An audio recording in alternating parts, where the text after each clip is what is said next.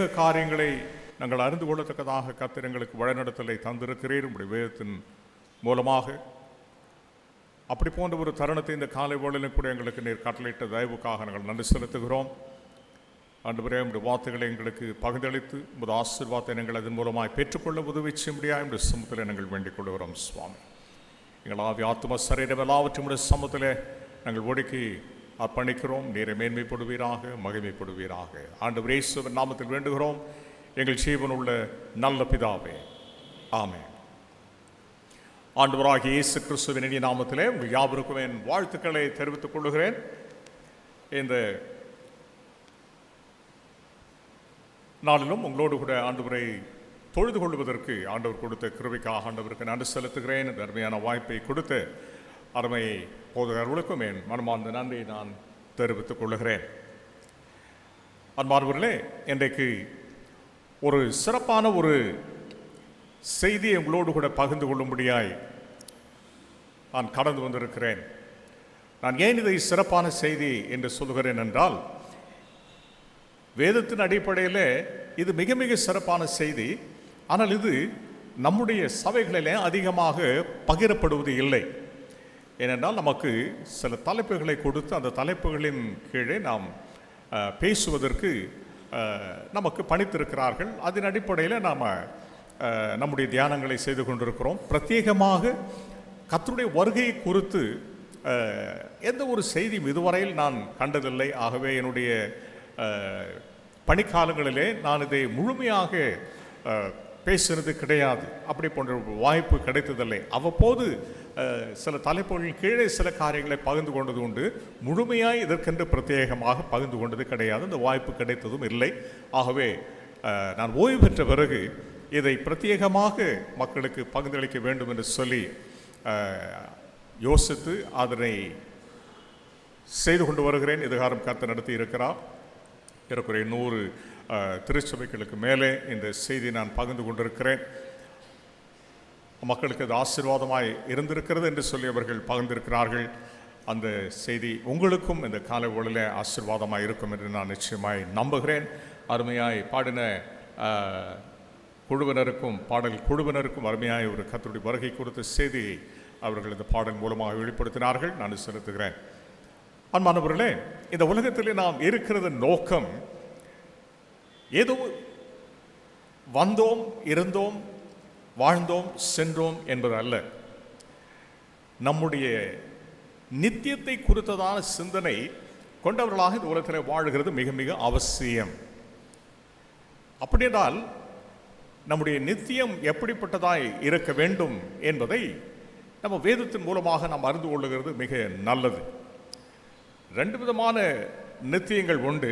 ஒன்று கடவுளோடு கூட இருக்கின்ற நித்தியம், இன்னொன்று பிசாசோடு கூட இருக்கிற நித்தியம். ஆக நாம் நம்முடைய நித்தியத்தை எங்கே கழிக்கப் போகிறோம் என்பதை நிர்ணயிக்கிற இடம்தான் நாம் வாழ்கின்ற இந்த உலகம். ஆண்டவர் நம்முடைய வேதத்தின் மூலமாய் நமக்கு அறிவுறுத்துகிற காரியம், இதோ நான் உனக்காக வந்தேன், உன் பாவத்திற்காக மரித்தேன், என் ரத்தம் சிந்தி உன்னை மீட்டுக்கொண்டேன், இப்போது இந்த இரத்தத்தினாலே நீ கழுவப்பட்டு எனக்கு சொந்தமாகி என் சமூகத்திற்கு நீ வர வேண்டும் என்பதே என்னுடைய வாஞ்சியாக இருக்கிறது என்று ஆண்டவர் சொல்கிறார். அப்படி என்றால் இன்றைக்கு இந்த உலகத்தில் நாம் வாழ்கிறது நோக்கம் என்னவா இருக்க வேண்டும்? நான் இயேசுவுக்கு சொந்தமாகி அவருடையவராக வாழ்ந்து இறுதியில் அவருடைய சமூகத்திற்கு நான் செல்ல வேண்டும். ஆண்டவரும் கூட இதை வெகு திண்ணமும் தெளிவுமாக தம்முடைய வேதத்தில் நமக்கு சுட்டி காண்பித்திருக்கிறார்.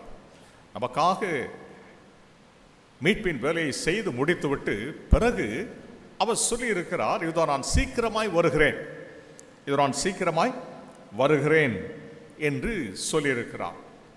எதற்காக அவர் சீக்கிரமாய் வருகிறேன் என்று சொல்கிறார்? ஏற்கனவே ஒரு முறை வந்துவிட்டார். அவர் வந்தது முதலாம் முறை வந்தது எதற்காக? நம்மை ரட்சிக்கும்படிக்கு என்று நாம் அறிந்திருக்கிறோம்.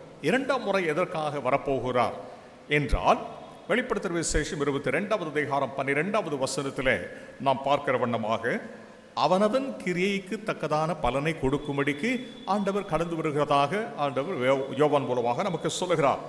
சரி, என்ன பலனை ஆண்டவர் கொடுக்க போகிறார்? நான் சில வசனங்களை உங்கள் மத்தியிலே பகிர போகிறேன். ஆனால் அதை வாசிப்பதற்கு நமக்கு நேரம் இருக்காது. அதை நானே சொல்லிவிடுவேன். நீங்கள் வேண்டுமானால் அதை குறித்து கொள்ளலாம், அல்லது நீங்கள் இருக்கின்ற இடத்துல நீங்கள் பார்த்து கொள்ளலாம். என்ன பலனை ஆண்டவர் நமக்கு கொடுக்க வருகிறார் என்றால், யோவான் 3வது அதிகாரம் 16, 17 வசனங்களை நீங்கள் பார்ப்பீர்கள் என்றால், ஆண்டவர் அங்கே தெளிவாய் சொல்கிற ஒரு காரியம், ஆண்டவர் இயேசுவை விசுவாசிக்கிறவனுக்கு நித்திய வாழ்வு உண்டு, அவரை விசுவாசியாதவனோ நித்திய ஆக்கினைக்கு உட்படுவான் என்பதை ஆண்டவர் அங்கே தெளிவுபடுத்துகிறதை பார்க்கிறோம்.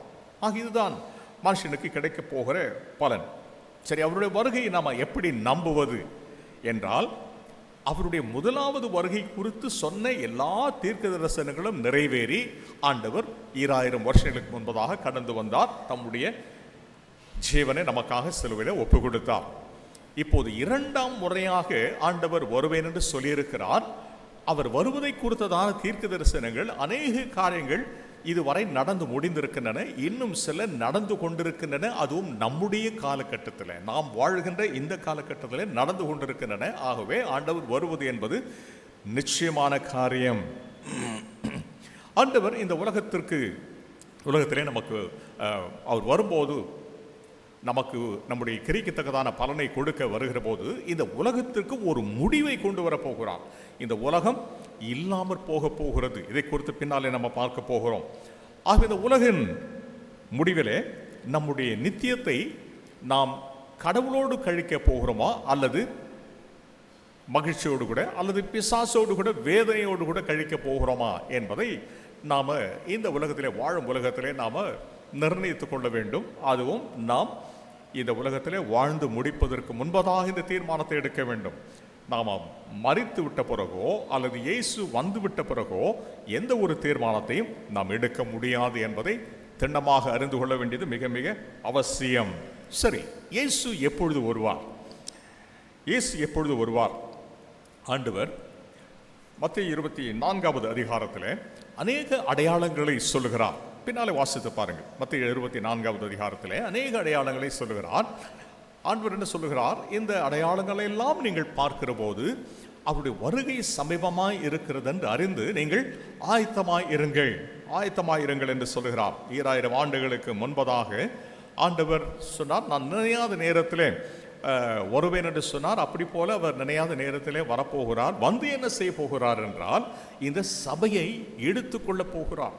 இந்த சபையை எடுத்துக்கொள்ள போகிறார், எடுத்துக்கொண்டு செல்ல போகிறார் என்பதாக வேதத்தில் வாசிக்கிறோம். இதை குறித்து ஆண்டவர் தம்முடைய சீட மக்களோடு கூட பேசும்போது மேல் வீட்டறையில் யோவான் 13வது அதிகாரத்தில் ஆண்டவர் அநேக காரியங்களை அவளோடு கூட பேசுகிறார். இன்னும் தொடர்ந்து 14வது அதிகாரத்தில் என்ன சொல்லுகிறார்? 2, 3 வசனங்களிலே, நான் போய் உங்களுக்காக ஒரு ஸ்தலத்தை ஆயத்தம் பண்ணுவேன், பிறகு வந்து உங்களை என்னிடத்திலே நான் சேர்த்துக் கொள்ளுவேன் என்று சொல்லியிருக்கிறார். மறுபடியும் வருவேன் என்று சொல்லியிருக்கிறார்.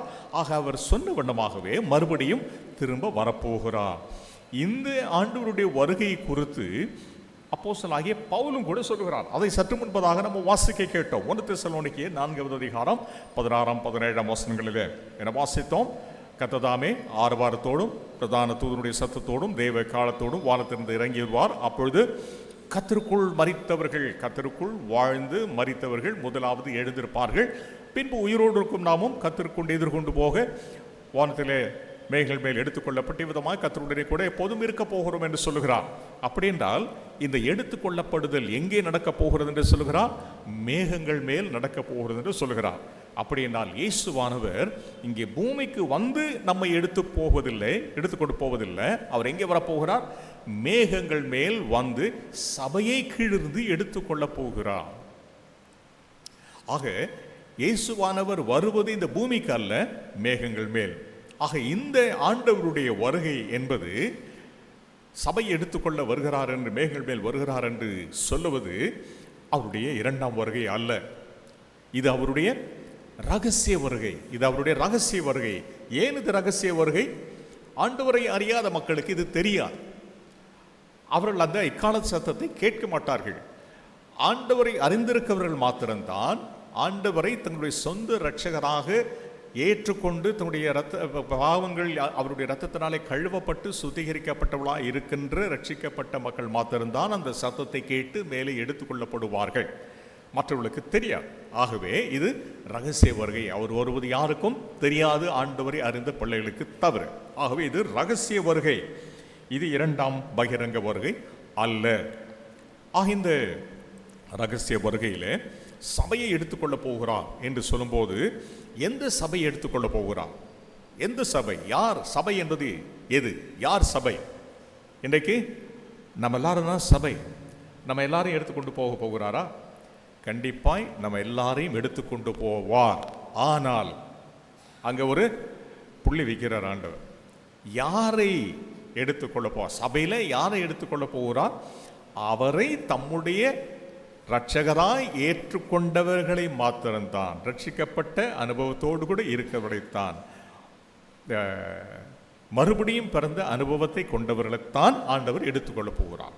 மற்றவர்களுக்கு அந்த வாய்ப்பு நிச்சயமாய் 100க்கு 200 300 400 1000% உண்மை.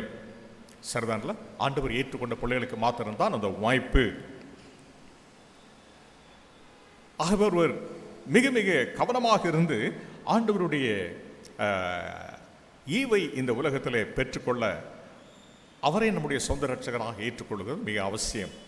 அப்போஸ்தலர் 2வது அதிகாரம் 47வது வசனத்தை நீங்கள் பார்ப்பீர்கள் என்றால் அங்கே சபை எப்படிப்பட்ட சபையாக இருக்க வேண்டும் என்று சொல்லுகிறதை பார்க்கிறோம். அங்கே என்ன வாசிக்கிறோம்? ரட்சிக்கப்படுகிறவர்களை கர்த்தர் அனுதினமும் சபையிலே சேர்த்து கொண்டு வந்தார். யாரை சேர்த்தார்? சபையிலே ரட்சிக்கப்படுகிறவர்களை மாத்திரம்தான் சேர்த்தார். அப்போ நம்ம எப்படிப்பட்டவர்களாக இருக்க வேண்டும் என்று எதிர்பார்க்கிறார்? ரட்சிக்கப்பட்டவர்களாக இருக்க வேண்டும் என்று எதிர்பார்க்கிறார். ஆனால் நம்ம இப்போ நடைமுறையிலே இருக்கிற காரியம் என்னன்னாக்கா, ஒருத்தர் சபையில் சேர வேண்டும் என்று வருகிறார் என்றால் அவர்கிட்ட நீங்கள் ரட்சிக்கப்பட்டீங்களான்னு கேட்குறோமா? கேட்குறதில்ல. 1000 படியெல்லாம் கேட்க முடியாது. கேட்டால் அவர் கதை கந்தலாயிரும். அவர் கேட்குறது, இந்த முன்னால் இருக்கிற சபையிலேருந்து ஒரு லெட்டர் வாங்கிட்டு வந்தீங்களா? இல்லைன்னா வாங்கிட்டு வந்துடுங்க என்று சொல்லுவார். உங்கள் ஞானஸ்தான சர்டிஃபிகேட்டு, திடப்படுத்தல் சர்டிஃபிகேட்டு இதெல்லாம் வாங்கிட்டு வாங்கன்னு சொல்லுவார். அவரை அங்கத்தினராக சேர்த்துருவாங்க. இதுதான் இப்பொழுது நடைமுறையில் இருக்கிற காரியம். ஆனால் ஆண்டவர் என்று சொல்கிறார், உன்னுடைய வாழ்க்கை எனக்கு நீ ஒப்பு கொடுத்திருந்தால் என் சபையிலே நீ அங்கத்தினன் என்று சொல்லுகிறார். நாம் என்ன சொல்லுவோம்? என் பெயர் அங்கத்தினர் புத்தகத்தில் இருக்கிறது. சரி, உலக பிரகாரமாய் நீ அங்கத்தினர் படிவத்தில் இருக்கலாம், சபையாக இது காணிக்கை கொடுக்கலாம், சந்தா கொடுக்கலாம், எல்லாம் கொடுக்கலாம். ஆனால் மேலே ஆண்டவர் அதை அங்கீகரிக்க வேண்டும் என்றால் அவர் எதிர்பார்க்கிற வாழ்க்கை இந்த உலகத்தில் வாழ்வது அவசியம். ஆகவே ரட்சிக்கப்பட்ட அனுபவத்தோடு கூட வாழ்கிறது மிக அவசியம். அப்படிப்பட்டவர்களை மாத்திரம்தான் ஆண்டவர் எடுத்துக்கொள்ள போகிறார். யாரை போல? மற்ற 25ஆம் அதிகாரத்திலே நாம் பார்க்கிற புத்தி உள்ள கன்னிகைகளைப் போல அவர்கள் ஆயத்தமாயிருந்தார்கள். மணவாளனுடைய வருகைக்கு ஆயத்தமாயிருந்தார்கள். மணவாளன் வந்தபோது அவர்கள் மணவாளனோடு கூட சென்று விட்டார்கள். அப்படின்றால் மற்றவர்கள் நிலை என்ன? ஆயத்தமில்லாதவர்கள் விட்டுவிடப்பட்டார்கள். அவர்களுக்கு கதவு அடைக்கப்பட்டது. அதே போல இன்றைக்கு இங்கே ஒருவேளை கர்த்தர் வருவார் என்றால் ஆயத்தமில்லாமல் அவர் ஏற்றுக்கொண்ட நிச்சயம் இல்லாமல் இருக்கின்ற மக்களை ஆண்டவர் இங்கே உலகத்தில் விட்டுவிட போகிறார். அப்போ அவங்க என்ன சொல்லுவாங்க? ஆண்டவரே, நாங்கள் ஆலயத்துக்கு வந்தோமே, நாங்கள் தசமபாகம் கொடுத்தோமே, நாங்கள் இதை செய்தோமே, அதை செய்தோமே, எல்லாம் இருந்தோமே.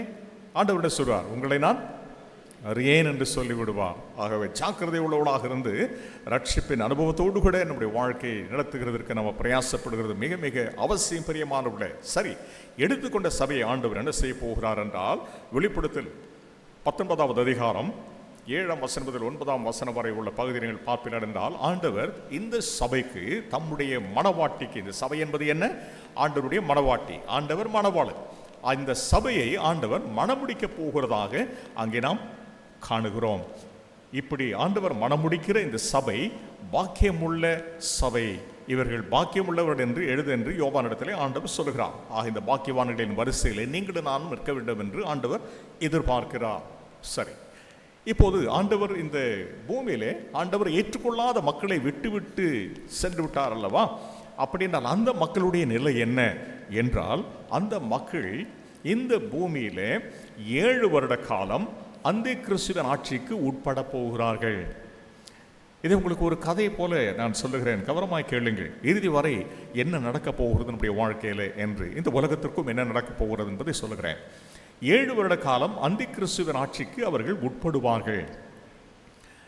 இந்த அந்தி கிறிஸ்து என்பவன் இவனை குறித்து வெளிப்படுத்தல் 13ஆம் அதிகாரத்திலே 1ஆம் வசனத்துக்கு உள்ள பகுதியிலே பார்க்கிறோம். மத்திய 24ஆம் அதிகாரம் 15வது வசனத்தில், இன்னும் தானியேல் 9வது அதிகாரம் 27வது வசனத்தில் இவனை குறித்து பார்க்கிறோம். இன்னும் தானியேல் 11வது அதிகாரம் 21வது வசனத்தில் இவன் நயமாய் பேசி, இச்சகமாய் பேசி இந்த நிலைக்கு வருவான், இந்த உலகத்தை ஆளுகிற அந்த சூழ்நிலைக்கு வருவான் என்று அங்கே அவனை குறித்து பார்க்கிறோம். இப்போது அவன் இருக்கிறானா நமக்கு தெரியாது, ஒருவேளை இருக்கலாம் அல்லது இனிமேல் வரலாம். ஆனால் அவன் வரும்போது அவன் மாத்திரம்தான் இந்த உலகத்தை ஆளுகை செய்வான். யார் அவனை ஆட்டி வைப்பது என்றால் பிசாசு அவனை ஆட்டி வைப்பான். பிசாசன் தூண்டுதலினாலே இந்த உலகத்தை அவன் 7 வருட காலம் ஆட்சி செய்வான். அவனுடைய அந்த ஆட்சி காலம் மகா உபத்திரவ காலமாய் இருக்கும் என்று ஆண்டவர் தம்முடைய வேதத்திலே நமக்கு சொல்லி சென்றிருக்கிறார். மத்திய 24வது அதிகாரம் 21வது வசனத்தில் நாம் பார்க்கிற போது ஆண்டவரே சொல்லுகிறார், என்ன சொல்லுகிறார்? உலகம் உண்டானது முதல் இல்லாத உபத்திரவம் அப்பொழுது இருக்கும் என்று சொல்லுகிறார். இதுவரை அப்படிப்பட்ட உபத்திரவத்தை மனுஷன் கண்டிருக்கவே மாட்டான். அப்படி போன்ற உபத்திரவம் அந்த நாட்களிலே இருக்கும் என்று சொல்லுகிறார். முதல் 3.5 வருட காலம் அவன் நேயமாக பேசி ஆட்சியை கைப்பற்றி விடுவான். 2வது 3.5 வருட காலம் அது கொடுமையான காலமாக இருக்கும் என்று ஆண்டவர் தெளிவுபடுத்துகிறார். முதல் 3 வருட காலத்திலே அவன் தன்னுடைய காரியங்களை செய்யும்படியாக பிரயாசப்படுவான். இச்சகமாய் பேசி வருவான் என்று சொல்லுகிற போது எப்படி என்ன இச்சகமான வார்த்தைகளை பேசி வருவான் என்றால், மத்திய கிழக்கு பகுதியிலே அந்த காலங்களிலே மிகுந்த குழப்பம் உண்டாயிருக்கும். எப்போதும் அப்படித்தான் இருக்கிறது, அது என்றைக்கும் அப்படித்தான் இருந்து கொண்டிருக்கிறது. அன்றைக்கு அதிகமாக இருக்கும், அவன் ஒரு காலத்திலே அதிகமாக இருக்கும்.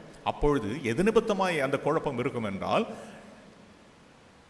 யூதர்கள் எருசலேமிலே 3வது ஆலயத்தை கட்ட பிரயாசப்பட்டு கொண்டிருக்கிறார்கள்.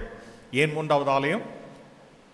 முதல் ஆலயம் சாலமோனால் கட்டப்பட்டது, பாபிலோன் ராஜாவாலே இடிக்கப்பட்டு விட்டது. 2வது ஆலயம் செருபாபேலால் கட்டப்பட்டது, அது ஏரோதை பொறுப்புத்தான். அதுவும் கூட கிபி 70வது ஆண்டு ரோமர்களாலே அழிக்கப்பட்டு விட்டது. இப்போது இவர்களுக்கு ஆலயம் இல்லை, யூதர்களுக்கு ஆலயம் இல்லை. ஆகவே அவர்கள் என்ன யோசிக்கிறார்கள்? ஒரு 3வது ஆலயத்தை கட்டப்போகிறோம் என்று யோசிக்கிறார்கள். அதை அவர்கள் கட்ட பிரயாசப்படுகிற நேரத்தில் அங்கே அந்த டெம்பிள் மவுண்டில் என்ன இருக்குன்னா, இஸ்லாமியர்களுடைய ஒரு தொழுகை ஸ்தலம் இருக்கிறது. ஆகவே அவங்க அதை விடுகிறதில்லை, இவங்களை அங்கே கிட்ட வர விடுகிறதில்லை. ஆகவே இவர்கள் இப்பொழுது ஆலயத்தை அந்த இடத்துல கட்டவும் முடியவில்லை. அவர்கள் தடையாக இருக்கிறார்கள், இஸ்லாமியர்கள் தடையாக இருக்கிறார்கள். இவன் என்ன சொல்லி வருவான்? நான் உங்களுக்கு இந்த ஆலயத்தை கட்டுவதற்கு உதவி செய்கிறேன் என்று இவரிடத்திலே பேசுவான். அவரிடத்திலே சமாதான வார்த்தை சிலவற்றை சொல்லி அவர்களையும் சமாதானப்படுத்தி விடுவான். ஆகவே அந்த முதல் 3 வருட காலம் இவர்கள் ஆண்டவரை தொழுது கொள்ளும்படியாக பிரயாசப்பட்டு கொண்டுவார். இவர் தான் இயேசு என்று அவர்கள் நம்பிக்கொண்டிருப்பார்கள். யாரை? இந்த அந்தி கிறிஸ்துவை. இது போய்கொண்டிருக்கும் போதே 3 வருட காலம் முடிந்த பிறகு 3 வருட காலத்தின் இறுதியிலே இந்த அந்தி கிறிஸ்து என்ன செய்வான்? நானே கிறிஸ்து என்று, நானே கடவுள் என்று சொல்லி அந்த 3வது ஆலயத்துக்குள்ளாய் பிரவேசித்து தன்னை கடவுள் என்று பிரகடனப்படுத்துவான்.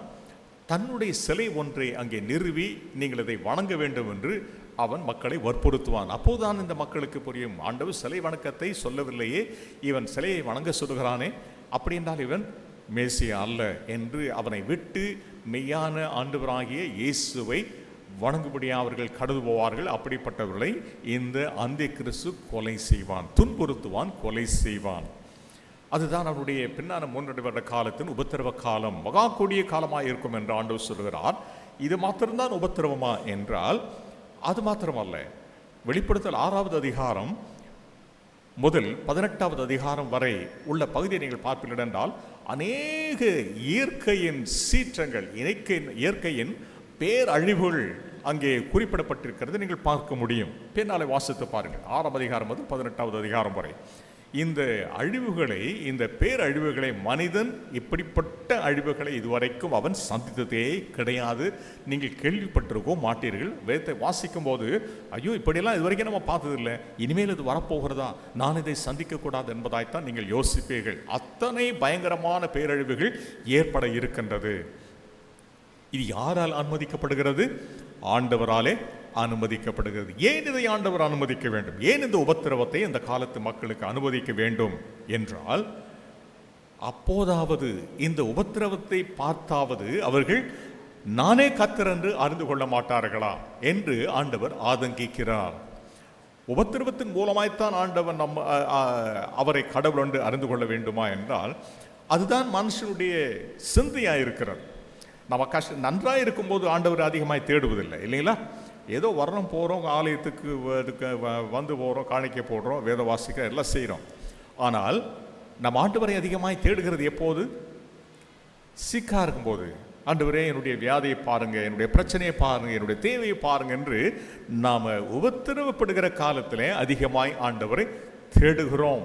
இதுதான் மனுஷனுடைய நீதியாக இருந்து கொண்டிருக்கிறது. சங்கீதக்காரன் கூட சொல்லுகிறான், 119வது சங்கீதம் 71வது வசனத்தில், நான் உபத்திரவப்பட்டது நல்லது, அதனால் முத பிரமாணங்களை நான் கற்றுக்கொள்கிறேன். உபத்திரம் வரும்போது தான் ஆண்டவருடைய பிரமாணம் என்ன, அவர் யார், அவருடைய மகத்துவம் என்ன என்பதை நாம் புரிந்து கொள்கிறோம். எத்தனை நேர்த்தியாக என்னை ஆண்டவர் தூக்கி நிறுத்தினார், வியாதியை சுகப்படுத்தினார் என்று ஆண்டவருக்கு மகிழ்ச்சி செலுத்துகிறோம். ஆகவே உபத்திரவத்தின் மத்தியிலே ஆண்டவர் தம்மை அறிந்து கொள்ளத்தக்கதாக இந்த உபத்திரவத்தை ஆண்டவர் அவர்களுக்கு முன்பதாக அனுமதிக்கிறார் என்று சொல்லி பார்க்கிறோம். அப்படி என்றால் இந்த உபத்திரவத்திலே மக்கள் ஆண்டவரை ஏற்றுக்கொள்வார்களா என்றால், ஒரு கூட்ட மக்கள் ஏற்றுக்கொள்ள இருக்கிறார்கள் என்பதை வேதத்தில் நாம் பார்க்கிறோம். வெளிப்படுத்தல் 7வது அதிகாரம் 9ஆம் வசனம் முதல் 17ஆம் வசனம் வரை உள்ள பகுதியை நீங்கள் பார்ப்பீர்கள் என்றால், திரளான கூட்டத்தார், திரளான ஜாதியார், பல்வேறு பாஷைக்காரனும், பல்வேறு தேசங்களிலிருந்து என்ன ஒரு திரளான கூட்டம் ஆட்டுக்குட்டியானுடைய சிங்காசனத்திற்கு முன்பாக இரவும் பகலும் அவரை துதிக்கொண்டிருப்பார்கள் என்று சொல்லி வேதத்தில் வாசிக்கிறோம். வெள்ளை அங்கிகளை தங்கள் அங்கிகளை ஆட்டுக்குட்டியானுடைய ரத்தத்திலே தோய்த்து வெளுத்த ஒரு கூட்டம். இவர்கள் மனம் திரும்பி ஆண்டவரை அந்த நாட்களிலே ஏற்றுக்கொண்டவர்கள்.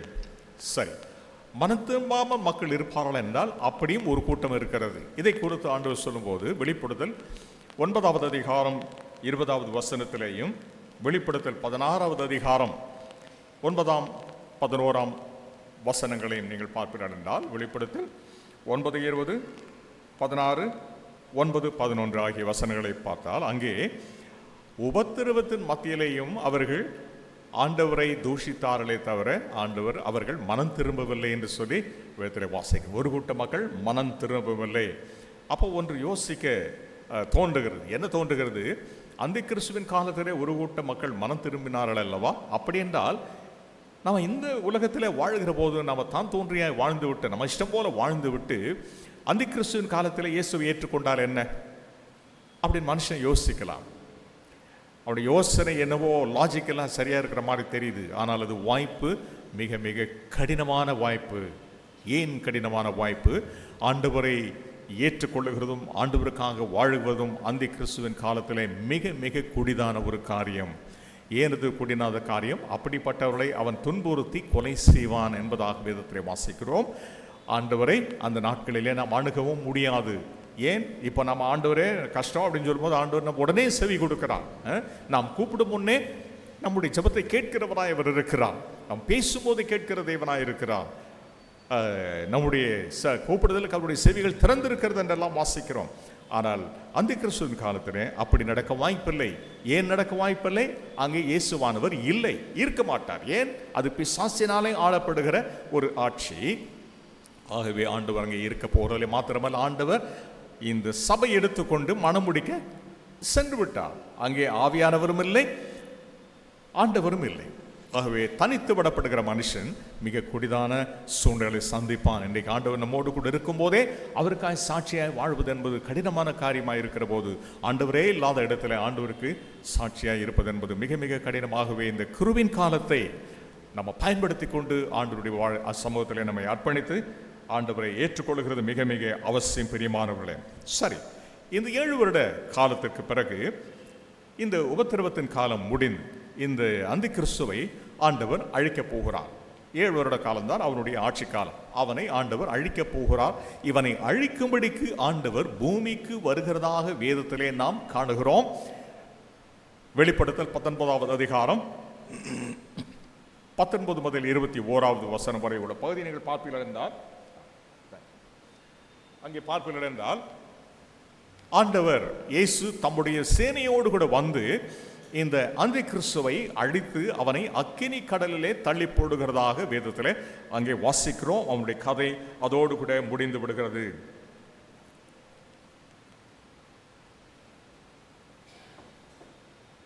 அவருடைய கதை அதோடு கூட முடிந்து விடுகிறது. சரி, இப்பொழுது அடுத்து ஆண்டவர் என்ன செய்கிறார் என்றால், தம்முடைய ஆட்சியை நிறுவ வருகிறார். அவனுடைய ஆட்சி முடிந்து விட்டது, 7 வருட காலம் முடிந்து விட்டது.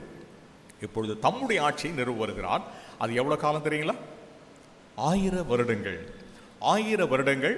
வெளிப்படுத்தல் 20வது அதிகாரம் 4வது வசனத்தை நீங்கள் பார்க்கலாம். 1000 வருட அரசாட்சி குறித்து அங்கே வாசிக்கிறோம். அங்கே யார் இருக்க போகிறார்கள்? இயேசுவை தங்கள் சொந்த இரட்சகராக ஏற்றுக்கொண்டவர்கள் யாவரும் அங்கே இருப்பார்கள்.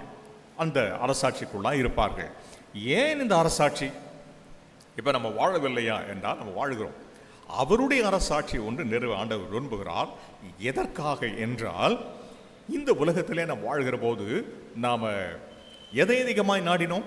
மகிழ்ச்சியை நாடினோம், சமாதானத்தை நாடினோம், சந்தோஷத்தை நாடினோம். இதெல்லாம் நமக்கு கிடைக்கிறது போல தோன்றுகிறது, ஆனால் கிடைக்காமல் போகிறது.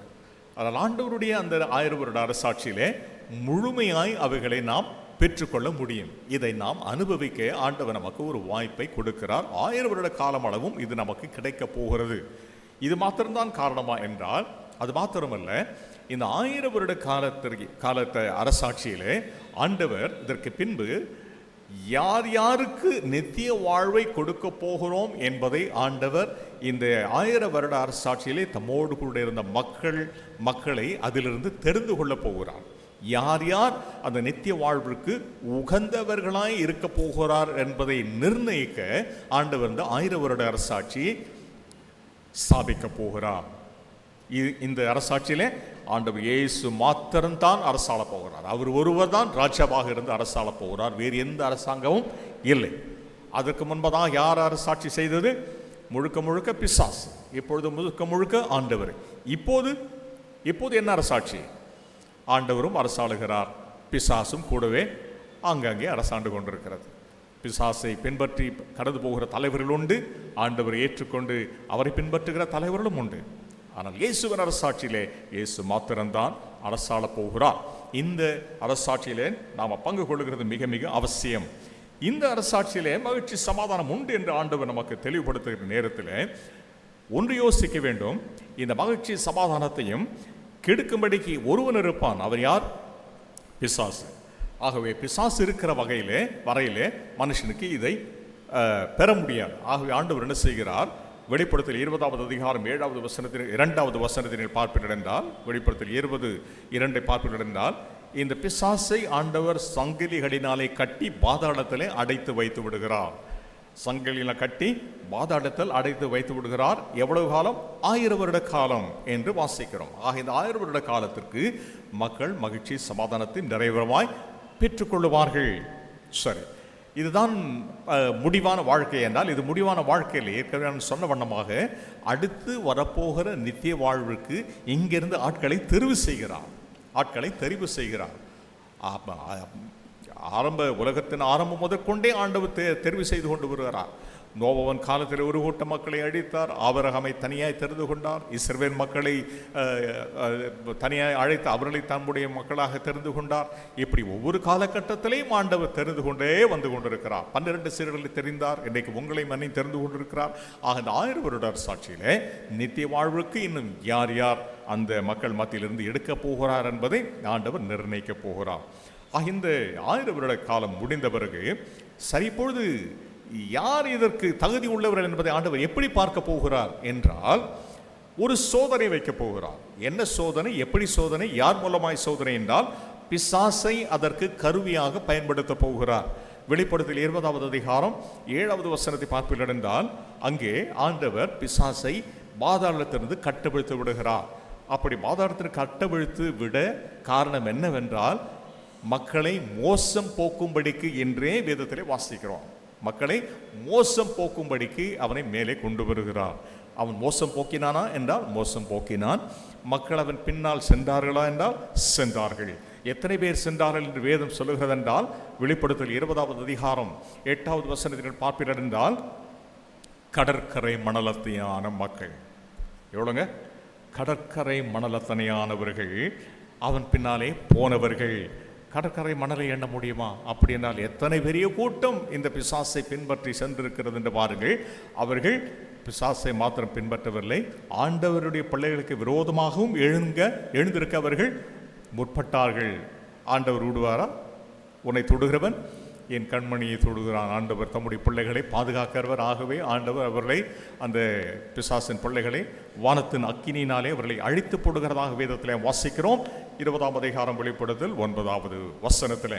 சரி, இப்பொழுது ஆண்டவருக்கு விரோதமாக எழும்பின, அவருடைய பிள்ளைகளுக்கு விரோதமாக எழும்பின மக்கள் எல்லாம் அழிந்து விட்டார்கள். ஆண்டவருடைய பிள்ளைகள் மாத்திரம்தான் இருக்கிறார்கள். இப்போது ஆண்டவர் அவர்களுக்கு நித்திய வாழ்வை கொடுத்து விடலாம் அல்லவா? கொடுத்து விடலாம். ஆனால் யார் இன்னும் பாக்கி இருக்கு? பிசாசு இன்னும் சாகவில்லை. அவனை அழித்தால்தான் மக்களுக்கு நிம்மதி. சரி, இப்போது பிசாசை அழித்து ஆண்டவர் என்ன செய்கிறார்? அவனை அக்கினி கடலிலே தள்ளி போடுகிறதாக வேதத்திலே வாசிக்கிறோம். வெளிப்படுதல் 20வது அதிகாரம் 10வது வசனத்தில். அவனுடைய கதை அதோடு கூட முடிந்து விடுகிறது. பிரியமானவர்களே, பிசாசு அக்கினி கடலிலே தள்ளப்படுகிறான். சரி, இப்பொழுது இதோடு கூட எல்லாம் முடிந்து நிறைவு பெற்று விட்டதா என்றால் இல்லை. இன்னும் ஒரு மக்கள் கூட்டத்தை ஆண்டவர் கண்காணிக்க வேண்டியிருக்கிறது. அவர்கள் யார் என்றால், இந்த நாட்களிலே நாம் வாழ்கிற இப்போது இருக்கிற காலங்களிலே இயேசுவை ஏற்றுக்கொள்ளாமல் வாழ்ந்து மரித்தவர்கள், இயேசுவை ஏற்றுக்கொள்ளாமல் வாழ்ந்து மரித்த மக்கள் இருக்கிறார் அல்லவா? அவர்களை உயிரோடு கூட ஆண்டவர் எழுப்ப போகிறதாக வேதத்திலே நாம் வாசிக்கிறோம். வெளிப்படுத்தல் 20வது அதிகாரம் 13வது வசனம். இந்த உயிர்த்தெழுதல் 2வது உயிர்த்தெழுதல் என்று பார்க்கிறோம். இந்த உயிர்த்தெழுதலை பங்கு கொள்கிறவன் அபாக்கியசாலி. பாக்கியசாலி இல்லை, அபாக்கியசாலி. ஏனென்றால் இவர்கள் ஏன் உயிரோடு எழுப்பப்படுகிறார்கள்? நித்திய ஆக்கியரைக்கென்று நியாய தீர்ப்பு செய்வதற்காக இவர்கள் உயிரோடு கூட எழுப்பப்படுகிறார்கள். முதலாவது உயிர்த்தெழுதல் பொழுது ஆண்டவர் ஏற்றுக்கொண்டவர்கள் ஆண்டவர் வருகின் போது எடுத்துக்கொள்ளப்பட்டார்களோ, அவர்கள் முதலாவது உயிர்த்தெழுதலிலே பங்கு கொண்டவர்கள். இந்த ஆண்டவரை ஏற்றுக்கொள்ளாதவர்கள் 2வது உயிர்த்தெழுதலிலே பங்கு கொள்கிறார்கள். அவர்கள் நித்திய ஆக்கியரைக்கென்று நியாய தீர்ப்புக்காக நியமிக்கப்படுகிறவர்களாக இருக்கிறார்கள். இவர்கள் வெளிப்படுத்தல் 20வது அதிகாரம் 12 முதல் 15 வரை உள்ள பகுதியில் நீங்கள் பார்ப்பீர்கள் என்றால், வெள்ளை சிங்காசன நியாய தீர்ப்புக்கு முன்பாக இவர்கள் நிறுத்தப்பட்டு இவர்கள் நியாயம் தீர்க்கப்படுகிறார்கள். நியாயம் தீர்க்கப்பட்டு இவர்கள் எங்கே போகிறார்கள்? அக்கினி கடலிலே தள்ளப்படுகிறார்கள் என்று வேதத்தில் அங்கே அந்த அதிகாரத்தின் இறுதியிலே 15வது வசனத்தில் நாம் பார்க்கிறோம். இதோடு கூட இவருடைய கதை முடிந்து விடுகிறது. பெருமானுடைய இதுதான் அவர்கள் சந்திக்கின்ற 2ஆம் மரணம். முதலாம் மரணம் எது? நம்ம எல்லாரும் சந்திக்கிற இந்த உலக பிரகாரமான சரீர பிரகாரம் மரணம் முதலாவது மரணம். ஆனால் 2ஆம் மரணம் என்பது எது? அக்கினி கடல் மரணம் தான் 2வது மரணம். ஆனால் அந்த அக்கினி கடல் மரணத்தை, அந்த நித்திய மரணத்தை நீங்களும் நானும் சந்திக்க கூடாது என்பதற்காக இயேசுவானவர் அந்த மரணத்தை சிலுவையிலே தாம் ஏற்றுக்கொண்டார். ஒருவேளை அவர் சிலுவையிலே மரித்திராவிட்டால் நாம் அந்த 2ஆம் மரணத்தை சந்திக்க வேண்டியிருக்கும். அதை நம்ம சந்திக்க கூடாது என்பதற்காக ஆண்டவர் தம் மீது ஏற்றுக்கொண்டார். பெரியமானவர்களே, கொடிதான ஒரு மரணம். அந்த மரணம் எப்படிப்பட்ட மரணம் என்று சொல்லி நீங்கள் வேதத்தில் நீங்கள் பார்க்க முடியும். ஏசாயா 53வது அதிகாரம் 10வது வசனத்தில் பார்ப்பீர்கள் என்றால், அங்கே என்ன பார்க்கிறோம்? ஏசாயா சொல்லுகிறார், பிதாவானவர் அவரை நொறுக்க, கர்த்தரோ அவரை நொறுக்க சித்தமானார் என்று வாசிக்க. அந்த அளவிற்கு அவர் பாடுகளுக்கு உட்படுத்தப்பட்டார் என்று வாசிக்கிறோம். அக்கிரமக்காரன் ஒருவராக அவர் எண்ணப்பட்டார். அவர் மிக மிக சரீர பிரகாரமான வேதனை அவர் அடைந்தார் என்று வேதத்திலே வாசிக்கிறோம். அவர் இறந்த பிறகு அவர் மேலே ஒரு துணி போட்டாங்க, ஷார்ட் என்று சொல்லுவார்கள். அதை இங்கே சென்னைக்கு கூட கொண்டு வந்தாங்க. நம்ம அதை பார்க்க தவறி விட்டோம். ஒருவேளை நீங்கள் பார்த்தீங்களோன்னு தெரியல. இந்த பக்கம் தான் கொண்டு போனார்கள். அப்போது அந்த ஷார்ட் மூலமாக அதை ஆராய்ச்சி செய்து அவர்கள் பார்த்தபோது அவர்கள் கண்ட ஒரு காரியம் என்னவென்றால், ஆண்டவரை துன்புறுத்தின சமயத்தில் அந்த வாரினால் அடிக்கும்போது அவருடைய முதுகிலே ஏறக்குறைய எல்லா சதையும் பீத்தெடுக்கப்பட்டு விட்டது என்று சொல்லி அந்த ஆராய்ச்சி சொல்லுகிறதா. அது மாத்திரமல்ல, அவருடைய முகத்திலே ஒரு பக்க தாடை பீத்தெடுக்கப்பட்டு விட்டது. ஒரு கண் அவருக்கு அந்த மூக்கு முழுவதும் பீத்தெடுக்கப்பட்டு விட்டது என்று சொல்லி அந்த அந்த துணி அதை ஆராய்ச்சி செய்தவர்கள் கண்டுபிடித்திருக்கிறார்கள். எத்தனை வேதனை, எத்தனை பயங்கரமான அந்த மொட்கள், அந்த மிலாற்றினாலே அடிகள் எல்லாவற்றையும் ஆண்டவர் தாங்கி கொண்டார். அவமானப்பட்டார் என்று வேதத்தில் வாசிக்கிறோம். என்ன அவமானம் அவருக்கு விட்டார்? எபிரேயர் 12வது அதிகாரம் 2வது வசனத்தை பார்க்கிற போது அவர் என்ன எபிரேயர் நிருபத்தை எழுதி என்ன சொல்றார்னா, அவர் அவமானத்தை எண்ணாமல் சிலுவையை சகித்தார் என்று சொல்லுகிறார். என்ன அவமானத்தை அவர் சந்தித்தார்? அவரை காரி உமிழ்ந்தார்கள், தலையிலே குட்டினார்கள், அப்புறம் எல்லாம் செஞ்சாங்க. அது பப்ளிக்கில் எல்லாம் செய்யும்போது யாருக்கும் கஷ்டம் வரத்தானே செய்யும். அவமானம் தானே இது. அது மாத்திரமா அவமானம் என்றால் அது மாத்திரம் இல்லைங்க, அதெல்லாம் ஒரு சின்ன அவமானம். பேரவமானம் ஒன்றை ஆண்டவர் சந்தித்தார். அது என்னவென்றால், ரோமர்களின் முறைப்படி அவர் சிலுவையில் அறையப்பட்டதுதான் அவர் கண்ட பேரவமானம். அது என்ன? அவர் நிர்வாணமாய் சிலுவையில் அறையப்பட்டார். ஆனால் வேதத்திலே அதற்கான காரியங்கள் சொல்லப்படவில்லை. நாம் சொல்லுவோம், ஒருவேளை அவர் அந்த அறையிலே துணி கட்டியிருக்காரு, அது ஓவியன் வரைந்த ஆடை. ஆனால் வாஸ்தவத்தில் நீங்கள் சரித்திர புத்தகத்தில் நீங்கள் வாசித்து பார்ப்பீர்கள் என்றால், நீங்கள் யூடியூப்லலாம் போய் பாருங்கள், கூகுள்லாம் போய் பாருங்கள், அதில் அவர் ஆடையின்றி அறையப்பட்டார். தன் தாய்க்கு முன்பாக, தன்னுடைய சீடனுக்கு யோவானுக்கு முன்பாக, இன்னும் அநேகருக்கு முன்பாக வாலிப பருவத்தில் இருக்கின்ற ஆண்டவர், அவருக்கு 33.5 வயது. அந்த பருவத்திலே இப்படி அவர் சிலுவையிலே மறிக்க வேண்டும் என்றால் அவர் எத்தனை வேதனை அடைந்திருப்பார், எத்தனை அவமானம், அது எத்தனை அவமானம். இது பற்றி அவருக்கு தெரியாதா? ஐயோ, என்ன நான் தெரியாமல் வந்து மாட்டிக்கிட்டேன் அப்படின்னு சொல்லி ஆண்டவர் சொல்கிற மாதிரி இருந்ததா என்றால் இல்லை. யோவான் 12வது அதிகாரத்தை நீங்கள் வாசித்து பார்ப்பீர்கள் என்றால், தான் இன்ன விதமாய் மறிக்கப் போகிறோம் என்பதை அறிந்து அதை தம்முடைய சீடர்களோடு கூட பகிர்ந்து கொண்டார் என்று வேதத்தில் வாசிக்கிறோம். அவருக்கு தெரியும் சிலுவை மரணம் என்பது எப்படி இருக்கும் என்பது அவருக்கு தெரியும்.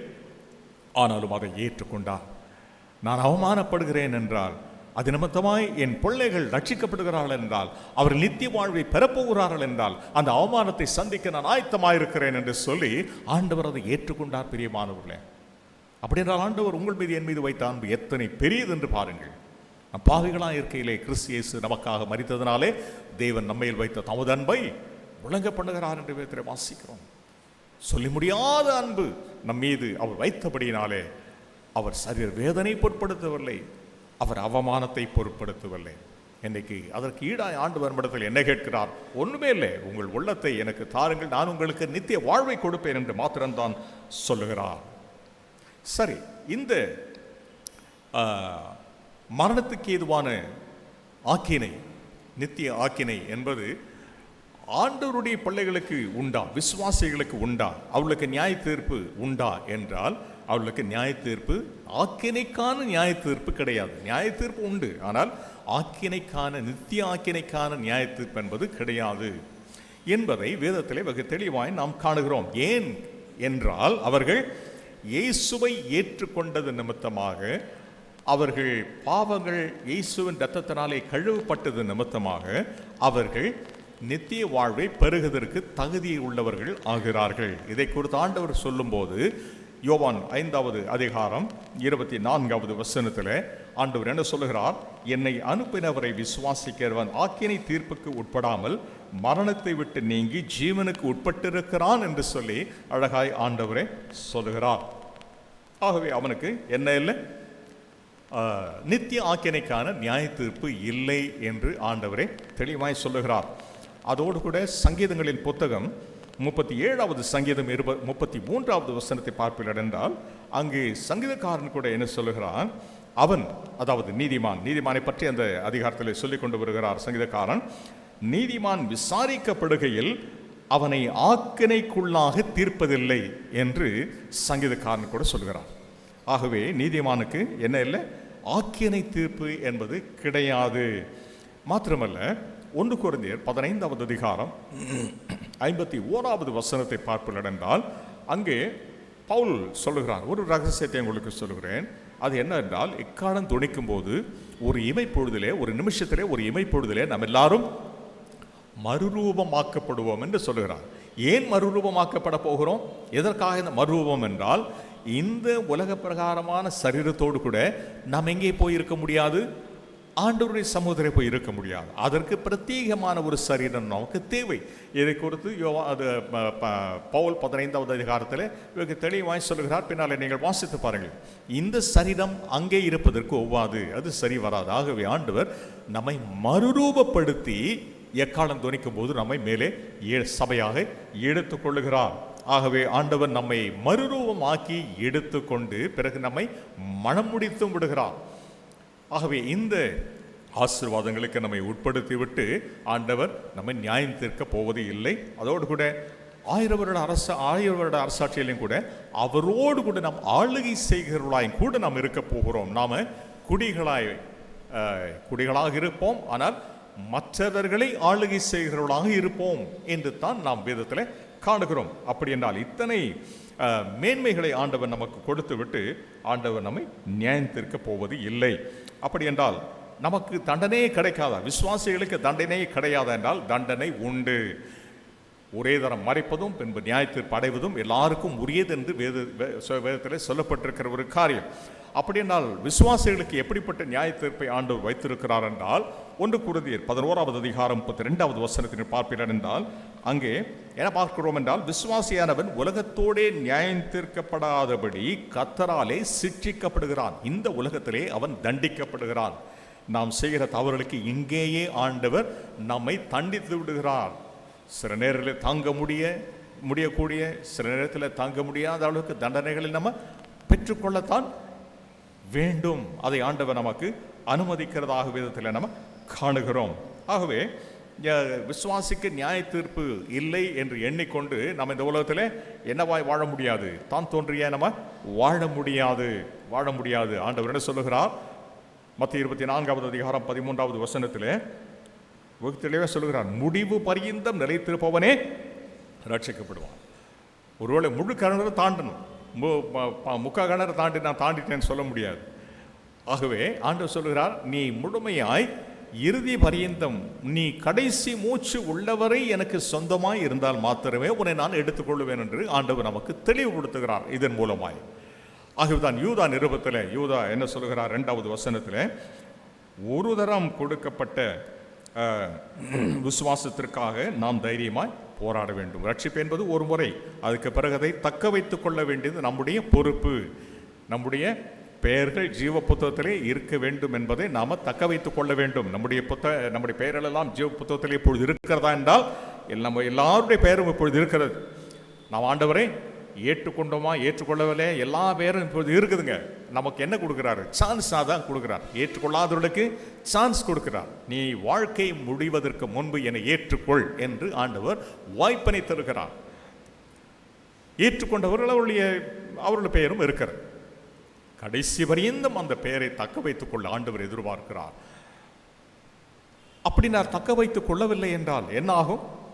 கடைசி நேரத்தில் ஆண்டவரை துக்கப்படுத்தி அவரை வேதனைப்படுத்தினோம் என்றால், பாவத்துக்குரிய காரியங்களை செய்வோம் என்றால், ஆண்டவர் அதை ஏற்றுக்கொள்ளாமல் போவார் என்றால் என்ன நடக்கும் என்றால், ஆண்டவர் அப்படிப்பட்டவர்களின் பெயரை தம்முடைய புத்தகத்திலிருந்து கிறுக்கி போடுவதாக வேதத்தில் வாசிக்கிறோம். அப்படி செய்வாரா? ஆண்டவர் அன்புள்ளவராயிற்றே, செய்வேன் என்கிறார் ஆண்டவர். யாத்திராகமத்தின் புத்தகம் 32வது அதிகாரம் 13வது வசனத்தில் மோசேயோடு கூட ஆண்டவர் பேசுகிற போது என்ன சொல்லுகிறார்? எனக்கு விரோதமாய் பாவம் செய்தவன் எவனோ அவன் பேரை என் புத்தகத்திலிருந்து கிறுக்கி போடுவேன் என்று சொல்லுகிறார். எத்தனை பயங்கரம்! அப்படி ஆண்டவர் நம் நிமித்தமாய் செய்யாதபடிக்கு பார்த்து கொள்ளுகிறது மிக மிக அவசியம். பெரியமாருடைய இறுதி வரைந்தும் கடைசி மூச்சு வரை ஆண்டவருக்கு சொந்தமாக இருக்க வேண்டும். ஆண்டவரே, நான் மரிக்கும் போது அந்த நேரத்தில் நான் உம்முடையவனாக மரிக்க விரும்புகிறேன் என்கிற அந்த ஜெபத்தை அனுதினமும் ஏறெடுக்க மறவாதீர்கள். நீங்கள் படுக்கைக்கு போகும்போது அந்த வார்த்தையை செவித்து விட்டு செல்லுங்கள். ஆண்டவர், ஒருவேளை இந்த நித்திரையிலே நான் மறிக்கிறதா இருந்தால் நான் உம்மை ஏற்றுக்கொண்ட நிச்சயத்தோடு கூட நான் இந்த உறக்கத்திற்கு செல்ல எனக்கு உதவி செய்யுங்க. ஒருவேளை மறித்து விட்டால் அடுத்த நாளில் நான் இயேசுவை ஏற்றுக்கொள்வது வாய்ப்பு கிடைக்காம போகுமே. ஆகவே அந்த நிச்சயத்தோடு கூட ஒவ்வொரு நாளும் நீங்கள் படுக்கைக்கு செல்ல உங்களை அன்பாய் நான் கேட்டுக்கொள்ளுகிறேன். ஒரு மனிதர் இந்த உலகத்தில் சில காலங்களுக்கு முன்பதாக இருந்தார். அவர் பேர் என் வயது ஒத்தவர்களுக்கு அவரை பற்றி ஒருவரை தெரிந்திருக்க வாய்ப்புண்டு. பால் ஆசர் லாரி என்ற ஒரு மனிதர் இருந்தார். அவர் பற்றி கேள்விப்பட்டிருக்கீங்களா? யாராவது இருக்கீங்க? பால் ஆசில் லாரி என்ற ஒரு மனிதர் வல்லமையாய் ஆண்டவரை மகிமைப்படுத்துகிற ஒரு மனுஷன். இது சென்ட்ரல் பக்கத்தில் SIAA கிரவுண்டுன்னு ஒன்று இருந்ததுங்க. அந்த கிரவுண்டில் நிறைய ஆக்டிவிட்டீஸ் நடக்கும், சர்க்கஸ் நடக்கும், நம்முடைய ஆன்மீக கூட்டங்கள் நடக்கும், இதெல்லாம் நடக்கும். அந்த கூட்டம் அப்படி பேசும்போது அப்படியே அவருக்கு சூன்யம் வைப்பாங்களாம். அப்படியே அந்த மேடையிலிருந்து மேலே அந்த இடத்துல நின்று கொண்டு பேசுவார். அந்த அளவிற்கு வல்லமை கொண்டவனாக அந்த மனுஷன் இருந்து ஆண்டவரை மகிமைப்படுத்தினவர். அவர் எழுதின 2 பாட்டு, போற்றி துதிப்போம் என் தேவதேவனே, அந்த பாட்டு தெரியுங்களா உங்களுக்கு? போற்றி துதிப்போம் என் தேவதேவனை புதிய கிருபையுடனே, நேற்றும் இன்றும் என்றும் மாறா இயேசுவை நான் என்றும் பாட்டி துதிப்பேன். நேற்றும் இன்றும் என்றும் மாறா இயேசுவை நான் என்றும் பாடி துதிப்பேன். இயேசுவென்னும் நாமமே என் ஆத்துமாவின் கீதமே, என் நேசரேசுவை நான் என்றும் போற்றி மகிழ்ந்திடுவேன். என் நேசரேசுவை நான் என்றும் போற்றி மகிழ்ந்திடுவேன். இன்றைக்கும் அந்த பாடலை பாடிட்டு இருக்கோம் இல்லைங்களா? நிறைய கூட்டங்களை பாடிட்டு இருப்போம். அது இன்னொரு பாட்டம் எழுதியிருக்கார் அவர், கட்டடம் கட்டிடும் சிற்பிகள் நாம் என்ற ஒரு பாட்டு. இந்த பாடல் எழுதியவர் இந்த பிரதர் லாரி, பால் ஆசிர் லாரி. ஆனால் அவருடைய நிலை என்னாச்சு தெரியுங்களா? நானே கிறிஸ்து என்று கடைசியிலே சொல்லிவிட்டார், அந்த கிறிஸ்துவாய் மாறிவிட்டார். அவர் எழுதின ஒரு புத்தகம் என் கண்ணில் பட்டது ஒரு முறை. நானே கிறிஸ்து 2வது முறையாக வந்துவிட்டேன், திருநெல்வேலியிலே வந்துவிட்டேன் என்று அந்த புத்தகத்தில் எழுதியிருந்தார். அதை பார்த்த உடனே மூடி வச்சுட்டேன் நான். அதுக்கு மேலே அந்த புத்தகத்தை நான் படிக்கவில்லை. அவர் கடைசியிலே ஆண்டவரை மறுதலித்தவராக நானே கிறிஸ்து என்று சொல்லி மறித்து விட்டார். பாருங்க, எத்தனை இன்றைக்கும் அநேகருடைய விசுவாசத்திற்கு காரணமாக இருக்கிற அந்த பாடல்கள் எழுதினவர் இந்த மனுஷன் கடைசியிலே விழுந்து போனார். ஆக மனுஷனுக்கு அப்படிப்பட்ட ஒரு சூழ்நிலை ஏற்பட வாய்ப்பு இருக்கிறதுனால் ஜாக்கிரதை உள்ளவனாக இருக்க வேண்டும் என்பதைத்தான் ஆண்டவர் நமக்கு தெளிவுபடுத்துகிறார். இறுதி வரை இந்த நிலைத்திருப்பவன் ரட்சிக்கப்படுவான். போகட்டும், சரி. இப்போது ஆண்டவர் எல்லாரையும் நியாயத்தீர்ப்புக்கு உட்படுத்தி விட்டார், பிசாசையும் அழித்து விட்டார். இப்பொழுது ஆண்டவர் தம்முடைய பிள்ளைகளுக்கு நித்திய வாழ்வை கொடுக்கலாம் அல்லவா? எந்த விக்கிரமும் இல்லை இல்லையா? ஒரு விக்கிரமும் இல்லை. இப்பொழுது கொடுத்து விடலாம். ஆனால் எங்கே வைத்து கொடுப்பது என்பதுதான் ஒரு கேள்வி. எங்கே வைத்து இந்த நித்திய வாழ்வை மனுஷனுக்கு கொடுப்பது? எங்கே கொடுக்கலாம்? ரெட்ரீட் வைக்கணும்னா எங்கே வைக்கலாம்? நம்ம சர்ச்சில் வைக்கலாம், படப்பையில் வைக்கலாம், அங்கே வைக்கலாம், இங்கே வைக்கலாம், நிறைய இடம் யோசிக்கிறோம். ஆனால் ஆண்டவர் தம்முடைய பிள்ளைகளுக்கு நித்திய வாழ்வை கொடுப்பதற்கு இந்த பூமியை தெரிந்து கொள்ளவில்லை. 1000 வருட சாட்சியை பூமியில தான் வைத்தார். ஆனால் நித்திய வாழ்வை கொடுப்பதற்கு இந்த பூமி ஆண்டவர் தெரிந்து கொள்ளவில்லை. இதை என்ன செய்கிறார் என்றால், ஏன் இதை தெரிந்து கொள்ளவில்லை என்றால், இது பாவம் நிறைந்த பூமி, இதில் என் பிள்ளைகள் வாழக்கூடாது, அவர்களுக்கு நித்திய வாழ்வை கொடுப்பதற்கு வேறொரு இடத்தை தருவேன் என்று ஆண்டவர் என்ன செய்கிறார்? இந்த பூமியை இல்லாமல் போக பண்ணுகிறதாக வேதத்தில் வாசிக்கிறோம். வெளிப்படுத்தல் 20வது அதிகாரம் 11வது வசனத்தை பாருங்கள். அங்கே என்ன பார்க்கிறோம்? இந்த இப்போது இருக்கிற வானமும் பூமியும் இல்லாமல் போகிறது. அது எங்கு போகிறது என்று தெரியாத வகையில் அது இல்லாமல் போகிறது என்று யோவான் எழுதுகிறார். அப்படி என்றால் இது எங்கே போகிறது? எப்படி இல்லாமல் போகும்? இவ்வளவு பெரிய பூமி எப்படி இல்லாமல் போகும் என்றால், இங்கிலாந்து தேசத்தின் சிறந்த இந்த பிரபஞ்சத்தின் சிறந்த விஞ்ஞானி என்று அறியப்படுகிற ஸ்டீஃபன் ஹாக்கிங் என்ற ஒரு மனிதர், இப்போது இல்லை, அவர் இறந்துட்டார், 2 வருஷத்துக்கு முன்னால் இறந்துட்டார். அவர் என்ன சொல்லியிருக்கிறார் என்றால், இந்த பூமி ஒரு முடிவுக்கு வரப்போகிறது ஒரு காலகட்டத்தில். அது எப்படி என்றால், வான்வெளியிலே பிளாக் ஹோல் என்று ஒன்று உண்டு. பிளாக் ஹோல், கரும் குழி, நிறைய பிளாக் ஹோல்ஸ் உண்டு. அதில் எந்த கருங்குழி பூமிக்கு அருகாமையிலே வருகிறதோ, பூமிக்கு அருகாமையில்னா எவ்வளோ அருகாமையில் என்றால் பல லட்சம் மைல்களுக்கு அப்பால், அந்த பல லட்சம் மைல் அப்போ அது அருகே. அப்படி வருகிற போது இந்த பூமி சிறு சிறு சிறு சிறு துகள்களாக்கப்பட்டு தூள் ஆக்கப்பட்டு அந்த கருங்குழியின் வட்டத்திற்குள்ளாக அப்படியே உறிஞ்சு கொள்ளப்படுமா. அதுதான் பூமியின் முடிவு என்று அவர் சொல்லுகிறார். இது நடக்க போகிற உண்மை என்று சொல்கிறார். மற்ற விஞ்ஞானிகளும் இதை அங்கீகரிக்கிறார்கள், ஆமோதிக்கிறார்கள். ஆக பூமியோடு மற்ற கோள்களும் இருக்க போவதில்லை. ஆக இந்த பூமி இல்லாமல் போகிறது. அப்படின்னா வேறு எங்கே வைத்து ஆண்டவர் இப்பொழுது தம்முடைய பிள்ளைகளுக்கு நித்திய வாழ்வை கொடுக்க போகிறார். அதைத்தான் யோவான் எழுதுகிறார். வெளிப்படுத்தல் 21வது அதிகாரம் 1ஆம் வசனத்தில், இதை நான் பார்த்தபோது பரலோகத்திலிருந்து புதிய வானமும் புதிய பூமியும் இறங்கி வர கண்டேன் என்று சொல்லுகிறார். இந்த புதிய வானம் புதிய பூமியிலே தான் ஆண்டவர் நமக்கு நித்திய வாழ்வை கொடுக்க போகிறார். இதுதான் புதிய எருசலேம். இந்த புதிய எருசலேமிலே என்ன, அது எப்படிப்பட்ட வாழ்வாய் இருக்க போகிறது என்று சொல்லுகிறார். அதே அதிகாரத்திலே 4வது வசனத்திலே 21வது அதிகாரம் 4வது வசனத்திலே அங்கே என்ன இல்லை என்று சொல்லுகிறார். எல்லாம் இருக்க போகிறது, ஆனால் என்ன இல்லை என்று சொல்லுகிறார். அங்கே கண்ணீர் இல்லை, கவலை, துக்கம், துயரம், வேதனை, வருத்தம், வியாதி, சஞ்சலம், எதுவுமே மரணம் எதுவுமே கிடையாது என்று சொல்லுகிறார். இப்படிப்பட்ட ஒரு வாழ்வு வேண்டும் என்று தானே இன்றைக்கு நம்ம ஆளாய் பறந்து கொண்டிருக்கிறோம். ஆண்டவரே, என் வியாதி போக்கும், என் கஷ்டத்தை போக்கும், என் கண்ணீரை துடையும், இப்படி தான் கேட்டுக்கொண்டிருக்கிறோம் இல்லையா? ஆண்டவர் சொல்கிறார், மகனே மகளே, அப்படிப்பட்ட ஒரு வாழ்க்கை உனக்கு வேண்டும் என்றால் நீ என் சமூகத்திற்கு வா, நிலைவரமாக இது உனக்கு தருவேன் என்று சொல்லுகிறார். இந்த வாழ்க்கையை அடைந்து கொள்ளத்தான் ஆண்டவர் எனக்கு தீவிரமாய் நம்மிடத்தில் கடந்து வந்திருக்கிறார். பிரியமானவர்களே, இன்றைக்கு நம்மோடு கூட பேசி கொண்டிருக்கிறார்.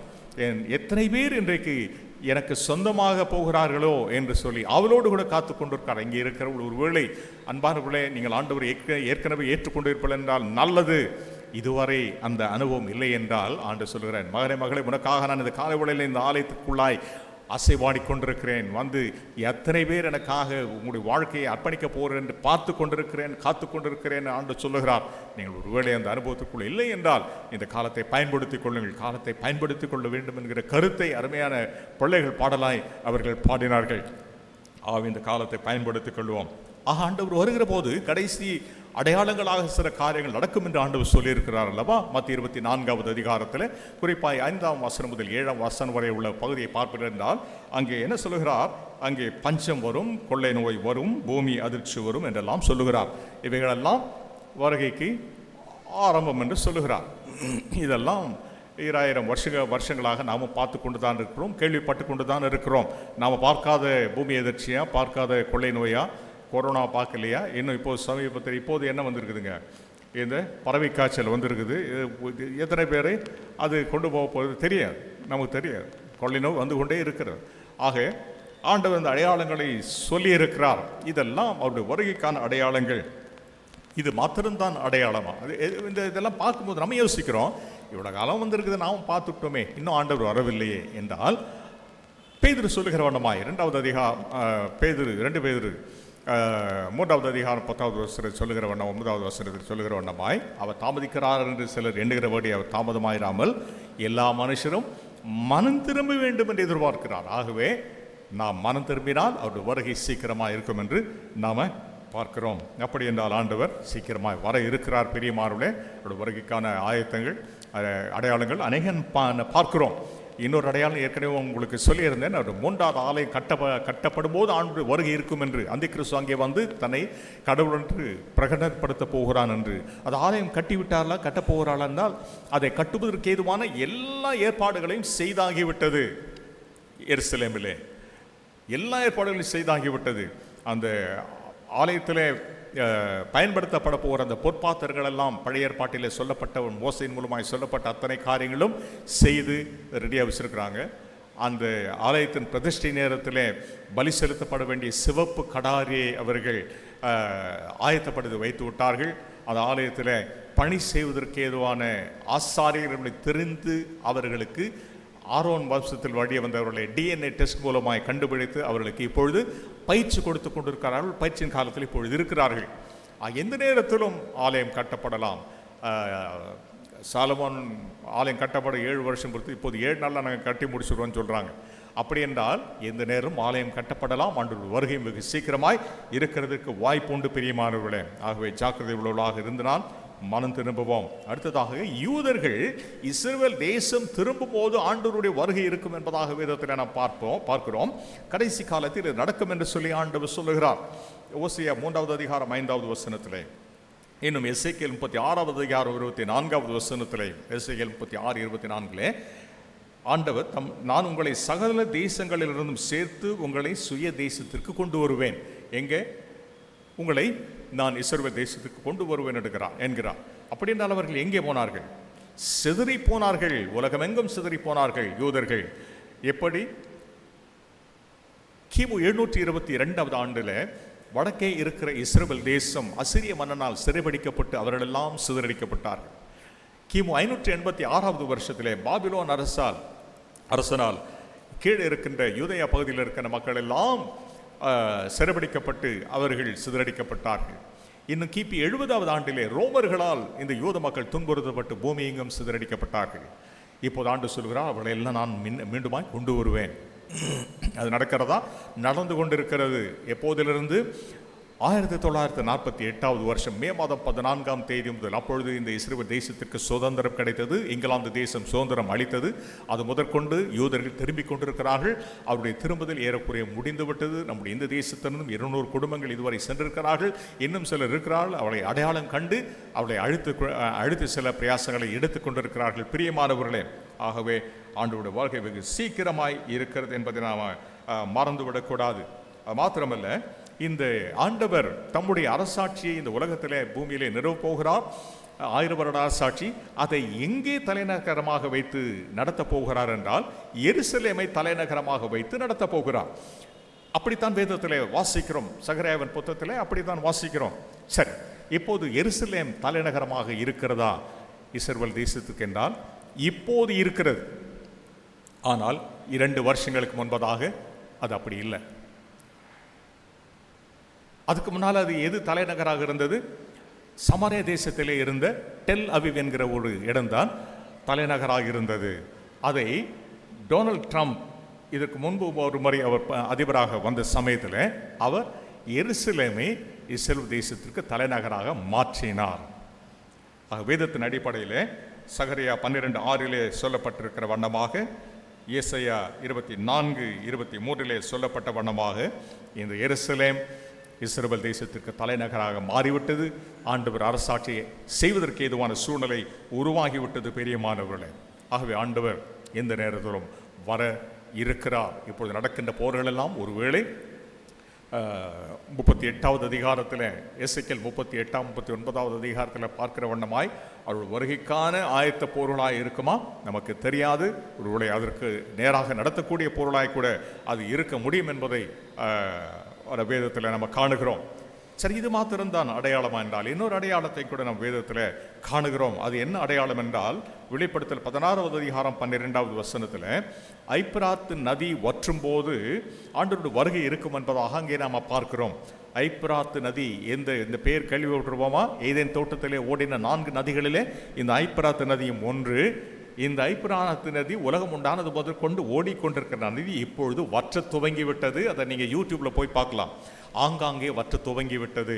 ஆக ஆண்டவருடைய வருகை வெகு சமீபமாய் இருக்கிறது. பெரியமானவருடைய சரி, அடுத்த காரியம், இந்த ஒரு முக்கியமான அடையாளம் என்னவென்றால், அவருடைய வருகைக்கு அடையாளம் அந்தி கிறிஸ்து வர வேண்டும். அப்போதான் அவனை அழிக்க ஆண்டவர் வர வேண்டும். அந்தி கிறிஸ்து வந்து விட்டானா என்றால், அவன் இப்பொழுது பூமியில் இருக்கிறான் என்றால் ஒருவேளை இருக்கலாம், தெரியாது. ஆனால் அவன் வந்தால் இந்த பூமியை அவன் ஒருவனாக ஓரிடத்திலிருந்து அரசாட்சி செய்வதற்கு ஏதுவான எல்லா ஏற்பாடுகளையும் இந்த உலகத்தில் செய்து முடித்து விட்டார்கள். அவன் வரும்போது என்ன நடக்கப் போகிறது என்றால், அவன் நெற்றியிலாவது வலது கையிலாவது ஒரு அந்த மிருகத்தின் முத்திரையை பொறுத்து கொள்ள வேண்டும். அதை இப்போ பயோசிப்னு சொல்றாங்க. அதை பொறுத்து கொண்டால் தான் அவன் வாங்கவும் விற்கவும் முடியும் என்று வேதத்திலே அப்படி வாசிக்கிறோம். வெளிப்படுத்தல் 13வது அதிகாரம் 16, 17 வசனங்களிலே 6 என்கிற அந்த மிருகத்தின் முத்திரையை பொறுத்து கொண்டால் ஒழிய அவன் வாங்கவும் விற்கவும் முடியாது. அப்படின்னால் இந்த நிலை வந்து விட்டதானால் ஒரு சில இடங்களிலே இந்த சிப் பதிக்கின்ற அந்த காரியம் நடைமுறைக்கு வந்து விட்டது. அவங்க அதை பதித்து விட்டு, அந்த தங்களுடைய வலது கையில் பதித்து விட்டு கடைக்கு போகிறாங்க, அந்த கையை காமிக்கிறாங்க, கதவு திறக்குது, அப்புறம் பொருள்லாம் வாங்குறாங்க, கவுண்டரில் போய் கையை காமிக்கிறாங்க, அது பேமெண்ட் ஆகிடுது, வெளியே வந்துடுறாங்க, எல்லாம் கையில் முடிஞ்சு போச்சு. இது நடந்து கொண்டு இருக்கிறது. யூடியூப்பில் இப்போ பாருங்கள், நான் என் சுயமாக சொல்லவில்லை, நீங்கள் யூடியூப்பில் இப்போ பாருங்கள். பயோசிப் என்று கையில் வைக்கப்பட்ட அந்த சிப்பை குறித்து நீங்கள் ஆராய்ந்து பாருங்கள். சரி, நம்ம நாட்டில் இது வந்துச்சானா, நம்ம நாட்டில் இன்னும் இது முழுசாக வரல. ஆனால் அது வருவதற்கான ஆயத்தங்கள் செய்து முடித்தாவிட்டது. எதில் மூலமாய்? நம்ம கையில் இருக்கிற ஆதார் கார்டு. நம்ம கையில் இருக்கிற ஆதார் கார்டு தாங்க அந்தி கிறிஸ்து வருவதற்கான ஆயத்த அடையாளம். ஆதார் கார்டை வச்சுக்கிட்டு நீங்கள் யார் என்ன உங்கள் சரித்திரமே அது சொல்லிடும் இல்லைங்களா?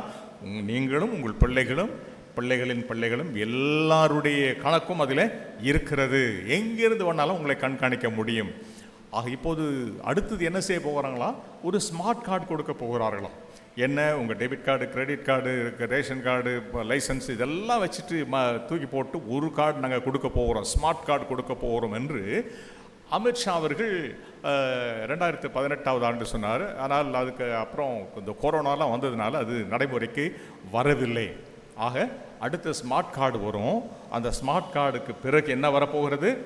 அந்த பயோசிப் வரப்போகிறது. ஆனால் அதை பெற்றுக்கொள்ள நீங்களும் நான் இங்கே இருக்க மாட்டோம். அதற்குள் இயேசு வந்து விடுவார், நம்மை எடுத்துக்கொண்டு சென்று விடுவார். பிரியமானவர்களே, அதுக்காக நாம் காத்திருப்போம். ஆகவே அவர் காத்திருக்க வேண்டும் என்றால் ஆண்டவர் நம்மிடத்தில் எதிர்பார்ப்பது ஒன்றே ஒன்றுதாங்க, என் பிள்ளைகளாய் நீங்கள் மாற வேண்டும் என்று சொல்லுகிறார். நீங்கள் மனம் திரும்பி என்னை ஏற்றுக்கொள்ளுங்கள் என்று சொல்லி ஆண்டவர் சொல்லுகிறார். மாத்திரமல்ல, எனக்கே ஏற்றுக்கொண்ட நிச்சயத்தோடு கூட இந்த உலகத்திலே எனக்காய் நீங்கள் பரிசுத்தமாய் வாழுங்கள் என்று சொல்லுகிறார். 2 பேதுரு 3வது அதிகாரம் 14வது வசனத்திலே ஆண்டவர் என்ன சொல்லுகிறார்? நீங்கள் கர்த்தருடைய வருகைக்காக காத்திருக்கிற நீங்கள் கரையற்றலும் பிழையற்றலுமாய் அவருடைய சமூகத்திலே காணப்படுகிறதற்கு ஜாக்கிரதையாக இருங்கள் என்று சொல்லி ஆண்டவர் பேதுருவின் மூலமாய் சொல்லுகிறார். ஆகவே ஆண்டவரோடு கூட இடைபடுகிற வாழ்க்கை வாழ்வதற்கு நம்மை அர்ப்பணிக்கிறது மிக மிக அவசியம். பழைய ஏற்பாட்டின் புத்தகத்தில் ஏனோக்கு தேவனோடு கூட சஞ்சரித்தார், எடுத்துக்கொள்ளப்பட்டார். இன்னும் நோவா தேவனோடு கூட சஞ்சரித்தார், பேழையிலே பிரவேசித்தார். இன்றைக்கு நீங்களும் நானும் ஆண்டவருடைய ரட்சிப்பின் பேழையிலே பிரவேசிக்க வேண்டும் என்றால் அவரை ஏற்றுக்கொண்டவர்களாக இந்த உலகத்தில் வாழ்கிறது மிக மிக அவசியம். பிரியமானவர்களே, அவர் சீக்கிரமாய் வருகிறார், வந்து நமக்கு நித்திய வாழ்வை கொடுக்க இருக்கிறார். அதை பெற்றுக்கொள்ள நம்மிலே எத்தனை பேர் ஆயத்தமாக இருக்கிறோம் இந்த காலை வேளையிலே? ஒருவேளை ஒரு சில வினாடிகள் நம்ம ஜெபத்தில் கழிப்போம். ஆண்டவர், என் வாழ்க்கை நம்முடைய சமூகத்தில் அர்ப்பணிக்கிற சுவாமி, என்னோடு கூட அநேக காரியங்களை பேசுனீங்க. ஆண்டவர், நீர் வரப்போகிற என்று சொல்லி நாங்கள் அறிந்திருக்கிறோம் இந்த காலை வேளையில். சுவாமி, எங்கள் வாழ்க்கையை நம்முடைய சமூகத்தில் இருக்கிறோம், அர்ப்பணிக்கிறோம். ஆண்டவர், என்னுடைய பாவத்தை மன்னியும், உங்களுடைய பிள்ளையாக என்னை ஏற்றுக்கொள்ளும் என்று சொல்ல எத்தனை பேர் இங்கே இந்த காலை வேளையில் ஆயத்தமாக இருக்கிறீர்கள்? பிரியமானவர்களே, இந்த காலத்தை நேரத்தை பயன்படுத்திக் கொள்வோம். ஒருவேளை நமக்கு இந்த நேரம் மறுபடியும் கிடைக்காமலும் போகலாம். ஆகவே கடவுள் கொடுத்த இந்த அருமையான தருணத்தை பயன்படுத்திக் கொண்டு நம்முடைய வாழ்க்கை ஆண்டவர் சமூகத்தில் அர்ப்பணிப்போம். ஒரு சில வினாடிகள் உங்கள் வாழ்க்கை அர்ப்பணிக்க நீங்கள் எடுத்துக்கொள்ளுங்கள், செவியுங்கள், மௌனமாக செவியுங்கள். பிறகு நான் செய்விக்கிறேன்.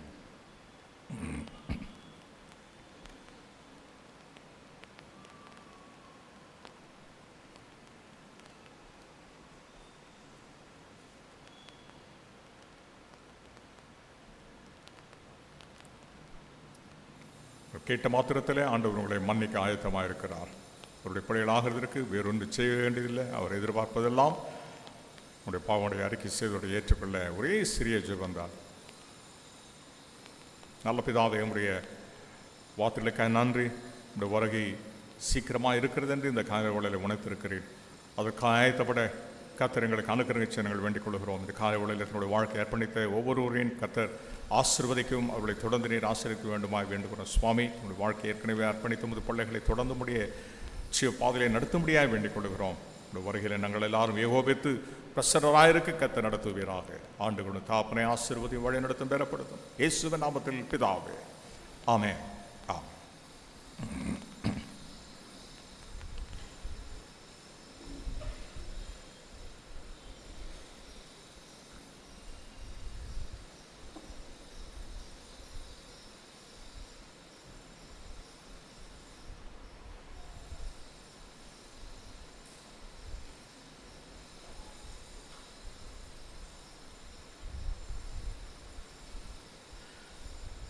நாம் கேட்ட சத்தியத்தை உறுதி செய்வனமாக நாம் எழுந்து நம்முடைய விசுவாச பிரமாணத்தை அறிக்கை செய்வோம். வானத்தையும் பூமியும் படைத்த சர்வ வல்லமையுள்ள பிதாவாகிய தேவனை விசுவாசிக்கிறேன். அவருடைய ஒரே குமாரனாகிய நம்முடைய நாதர் இயேசு கிறிஸ்து விசுவாசிக்கிறேன். அவர் பரிசுத்தாவினாலே கன்னிமரியிலிருந்து உற்பத்தி பிறந்தார். பொந்து பிலாத்தின் காலத்தில் பாடுபட்டு சிலுவையில் அறையுண்டு மறுத்தடக்கப்பட்டு பாதாளத்திறங்கினார். 3ஆம் நாள் மரித்தொழுந்து எழுந்தெறினார். பரமண்டிற்கேறி சர்வலமுள்ள பிதாவாகிய தேவனுடைய வலது பாசத்தில் வீட்டிருக்கிறார். அவரிடத்திலிருந்து உயிர் உள்ளவரையும் மருத்துவரின் நியாயத்திற்கு வருவார். பரிசுத்தாவை விசுவாசிக்கிறேன். பொதுவாக இருக்கப்ப சபையும் பரிசுத்தவனுடைய ஐக்கியமும் பாவ மன்னிப்பும் சரீர உயிர்த்தெழுதலும் நித்திய ஜீவனுடைய விசுவாசிக்கிறேன். ஆமென். கர்த்தர் உங்களோடு கூட இருப்பாராக. கர்த்தாவே எங்களுக்கு இறங்கும். கிறிஸ்துவே எங்களுக்கு இறங்கும். கர்த்தாவே எங்களுக்கு இறங்கும். நாம் கர்த்தருடைய ஜெபத்தை சேர்ந்து சொல்லுவோம். பரமண்டற்கு எங்கள் பிதாவே, உம்முடைய நாமம் பரிசுத்தப்படுவதாக, உம்முடைய ராஜ்யம் வருவதாக, உம் சித்தம் பரமண்டலத்தில் செய்யப்படுவது போல பூமியிலையும் செய்யப்படுவதாக. அன்னட அப்பத்தை எங்களுக்கு என்று தாரும். எங்களுக்கு விரோதமாய் குற்றம் செய்வதை நாங்கள் மன்னிக்கிறது போல குற்றங்கள் எங்களுக்கு எங்களை சோதனைக்குள் பிரவேசிக்கப்படாமல் தீமைகள் என்று ரட்சித்துக் கொள்ளும். ராஜ்யமும் வல்லமையும் மகிமையும் என்ன நினைக்க முடியவைகளே. ஆமேன். சபையார் உட்காருங்கள். திருச்சபையின் அறிவிப்புகளை வாசி கேட்போம்.